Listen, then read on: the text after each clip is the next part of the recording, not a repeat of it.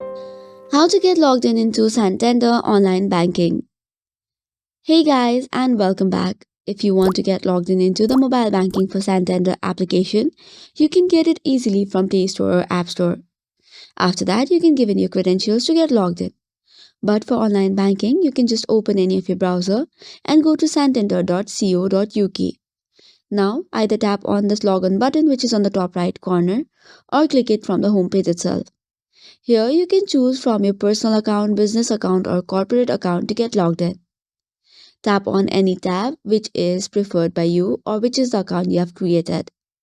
Then after you have to give in your personal ID and the security number.